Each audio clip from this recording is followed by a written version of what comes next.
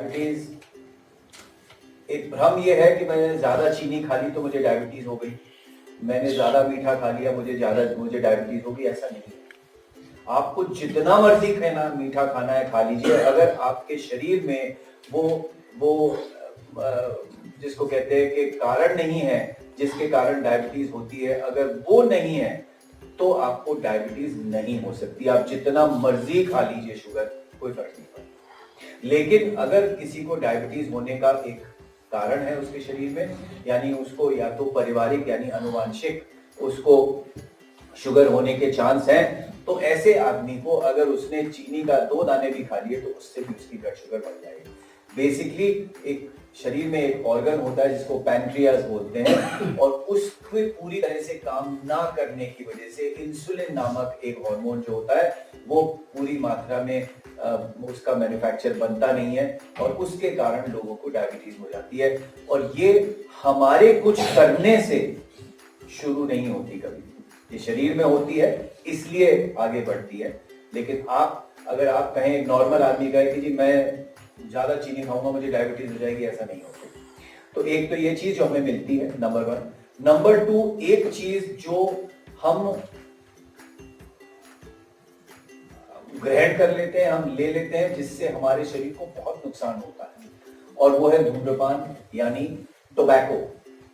तंबाकू किसी भी फॉर्म में, सिगरेट, बीड़ी, पान, तंबाकू, जर्दा, हुक्का, किमाम, खैनी वैनी, जो भी जिस भी फॉर्म में तंबाकू का सेवन, पान बहार, पान पराग, ये जो सब गुटके होते हैं, इन सब चीजों में जिसमें भी तंबाकू होता है वो हमारे शरीर के लिए बहुत ज्यादा हानिकारक है। किसी भी फॉर्म में तंबाकू के सेवन से सिर्फ एक इंसान का फायदा होता है, सबका नुकसान होता है। जो खाता है, जो पीता है, जो उसको लेता है, करता है, सबका नुकसान होता है। सिर्फ एक व्यक्ति का फायदा होता है तंबाकू से। बता सकते हैं किसका?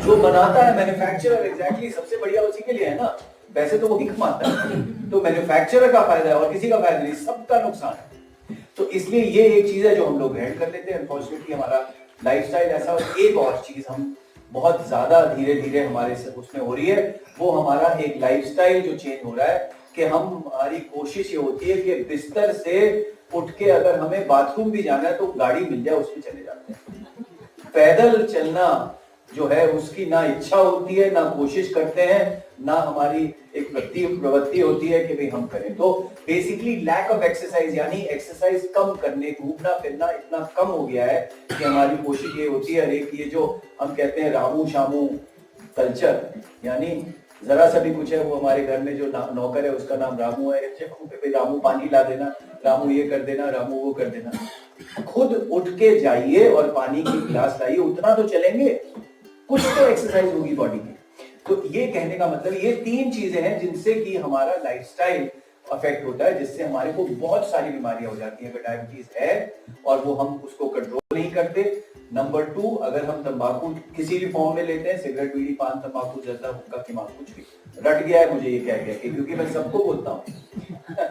नंबर 3, ये कम एक्सरसाइज, यानी लाइफस्टाइल हमारा ऐसा हो गया जिससे कि हम बैठे रहते हैं सारे दिन, या एक जगह खड़े रहेंगे, या एक जगह खड़े रह के काम करते रहेंगे, दुकान में खड़े हैं, घर में खड़े हैं, कहां पर भी जो भी है। तो ये 3 चीजें हैं, और इन सब चीजों से इफेक्टिवली अगर इनका देखें कि ये सब चीजें कहीं जुड़ती हैं क्या, डायबिटीज, तंबाकू और लैक ऑफ एक्सरसाइज, ये तीनों चीजें जुड़ती हैं कहीं एक जगह आके जुड़ती हैं। इन तीनों का असर पड़ता है हमारी खून की नसों। जो बॉडी में जो नुकसान होता है वो इन तीनों चीजों की जो कॉन्सेंट्रेशन होती है उससे हमारी खून की नसें खराब हो जाती हैं। खून की नसें जरूरी है क्या हमारे लिए? बिल्कुल नहीं, बिल्कुल नहीं।